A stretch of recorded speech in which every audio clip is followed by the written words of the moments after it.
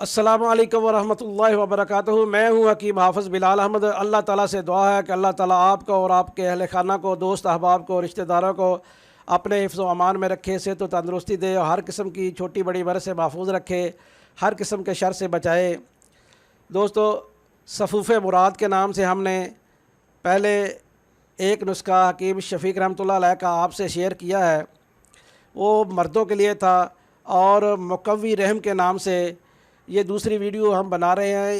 یہ بھی حکیم شفیق رحمۃ اللہ علیہ کا عطا کردہ نسخہ ہے۔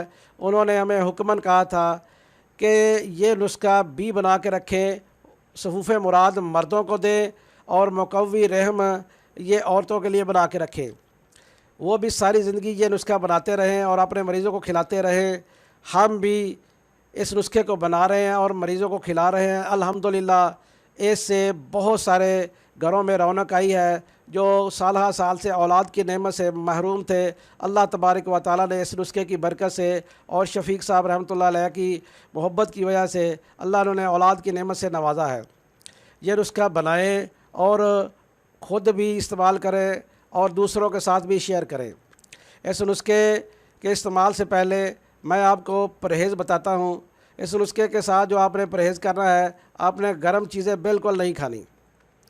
گرم چیزیں آپ نے بالکل بند کر دینی ہے، اور بھنڈی بھی بند کر دینی ہے، عربی بھی بند کر دینی ہے، دال ماش بھی بند کر دینی ہے، اور گرم چیزیں بھی آپ نے بند کر دینی ہیں۔ یہ نسخہ جو ہے یہ موئن حمل ہے۔ یہ رحم کو طاقت دیتا ہے، رحم کو بہت زیادہ مضبوط کر دیتا ہے۔ اس کے نسخہ کے کھانے سے بہت جلدی اولاد کی نعمت مل جاتی ہے۔ اس کے ساتھ جو آپ نے غذا کھانی ہے، وہ ہر قسم کی ترشی آپ نے کھانی ہے، ہر قسم کا ترش پھل کھانا ہے، دہی لینے ہیں، کالے چنے آپ کھا سکتے ہیں، مسور کی دال آپ کھا سکتے ہیں، ثابت مسور آپ کھا سکتے ہیں، آلو کھا سکتے ہیں، اس کے علاوہ آلو گوبھی آپ کھا سکتے ہیں، آلو مٹر آپ کھا سکتے ہیں، لوبیا آپ کھا سکتے ہیں، اچار ہر قسم کا آپ کھا سکتے ہیں، بیسن کی کڑی آپ کھا سکتے ہیں، دہی بلے آپ کھا سکتے ہیں۔ دہی آپ نے لازمی کھانا ہے۔ لیمو پانی آپ استعمال کر سکتے ہیں، آلو بخارا آپ استعمال کر سکتے ہیں، آلو بخارے کا آپ پانی استعمال کر سکتے ہیں۔ اس کے علاوہ کنو آپ کھا سکتے ہیں، فروٹر آپ کھا سکتے ہیں۔ ان چیزوں کو اگر آپ غذا کے طور پر استعمال کریں گے تو انشاءاللہ یہ نسخہ دگنا فائدہ دے گا۔ یہ نسخہ میں آپ کے سامنے رکھ رہا ہوں، اس کو اچھی طرح نوٹ کر لیں، اور کسی اچھے پنساری سے بنوائیں یا کسی اچھے طبیب سے بنوائیں، یا ہم سے بنایا یہ آپ منگوا سکتے ہیں۔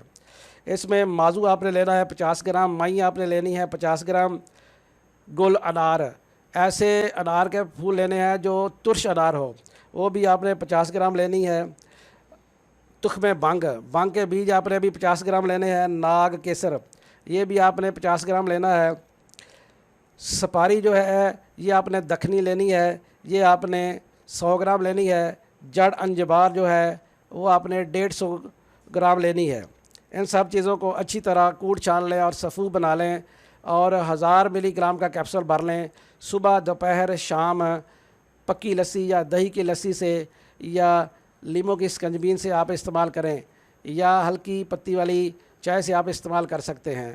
یہ نسخہ آپ نے ایام کے فوری بعد استعمال کرنا ہے، اور پھر ساتھ ساتھ استغفار بھی آپ نے پڑھتے رہنا ہے۔ جو مریض یہ نسخہ استعمال کرے وہ ساتھ ساتھ استغفار بھی پڑھتا رہے۔ آپ کسی قسم کا بھی استغفار پڑھ سکتے ہیں۔